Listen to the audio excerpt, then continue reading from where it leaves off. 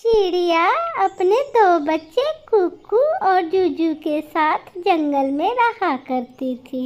बेटा कुकू और जूजू, मैं भोजन लेने जंगल में जा रही हूँ बेटा। जब तक मैं भोजन लेके ना आऊँ तब तक आप लोग दरवाजा ना खोलें, दरवाजा अंदर से बंद कर लें। उसी जंगल में एक चील जो बहुत ही जालिम थी, भटक कर कहीं से आ गई थी। आज वो चील चिड़िया को छुप के देख रही थी। आज उसकी नजर कुकू और जूजू पे थी। जैसे ही चिड़िया अपने घर से भोजन के लिए चली जाती है, चील उसके दरवाजे पर आकर दस्तक देती है। कौन है? कौन है दरवाजे पर? बेटा, मैं तुम्हारी माँ की पुरानी सहेली हूँ। मैं तुम लोगों से मिलने आई हूँ। बेटा, मैं तुम लोगों के लिए बहुत सारे गिफ्ट्स लाई हूँ। बड़े बड़े chocolate, dairy milk, biscuit, cake, सब कुछ लेके आई हूँ। दरवाजा खोल दो बेटा। कुकू भाई, ये हमारी मौसी है, चलो दरवाजा खोल देते हैं। नहीं जूजू, ये हमारी मौसी नहीं है, मम्मा ने मना किया है, दरवाजा मत खोलो। लेकिन जूजू कुकू की एक नहीं सुनता और दरवाजा खोल देता है। चील घर के अंदर घुस जाती है। चील को दूर से देख के ही कुकू अलमारी के पीछे छिप जाता है। चील जूजू को पकड़ लेती है।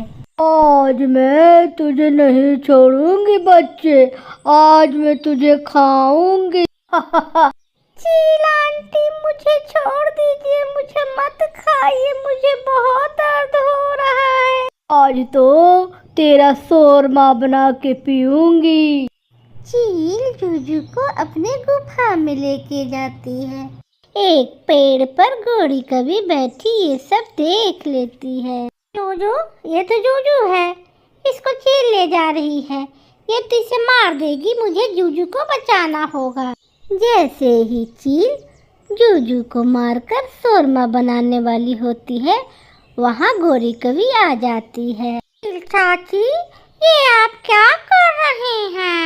अरे गोरी, बहुत दिन से मुझे शोरमा पीने का मन था। इस चिड़िया के बच्चे को मैं ले आई हूँ। अब इसके मांस का शोरमा बनाऊंगी। चाची, शोरमा तो बनाओगी, लेकिन मसाले उसाले रखी हो जिससे चटपटा शोरमा बने? अरे गोरी, ये तो मैं सोची ही नहीं। अभी तो मेरे घर में नमक, मिर्ची, हल्दी सब खत्म है। तुम इस बच्चे के पास रहो और मैं तुरंत सब मसाले लेके आती हूँ।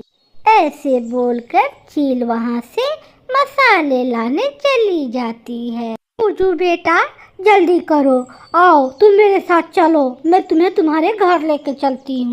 गोरी जूजू को अपने साथ लेकर उसके घर चली जाती है। चिड़िया भी घर आ गई थी।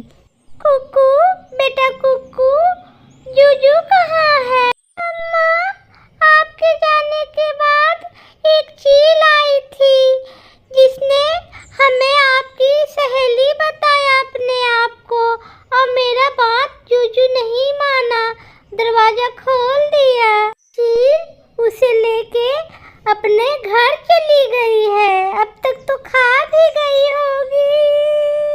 बच्चा, ये क्या हो गया? वो जालिम चील अब उसे खा जाएगी। इतना कहकर रानू चिड़िया रोने लगती है। गोरी कभी जूजू को लेकर चिड़िया के घर पहुंचती है। घर का दरवाजा खुला था।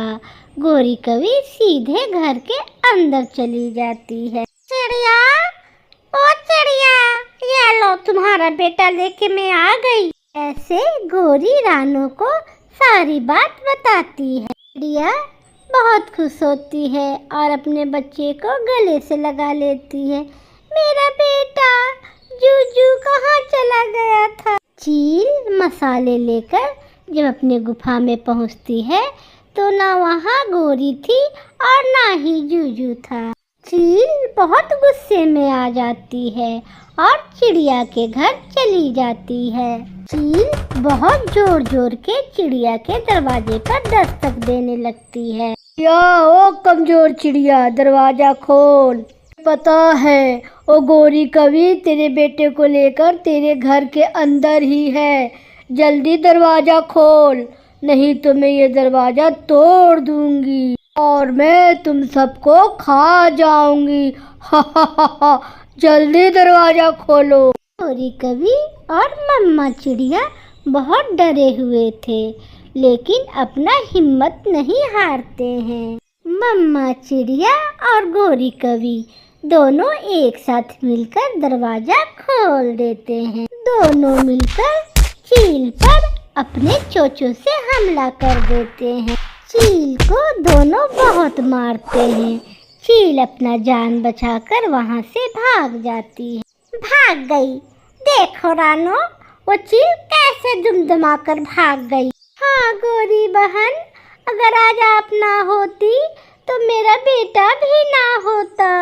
नहीं चिड़िया, अगर पड़ोसी के काम नहीं आएगा तो कौन आएगा। इतना कहकर गोरी कवि अपने घर चली जाती है। फिर तीनों माँ बेटे भोजन करते हैं और सो जाते हैं। ऐसे ही सुखपूर्वक जिंदगी चिड़िया अपने बच्चों के साथ बिताती है। प्यारे दोस्तों, इस कहानी को लाइक, सब्सक्राइब, शेयर और कमेंट करना बिल्कुल ना भूलिएगा। आपका धन्यवाद।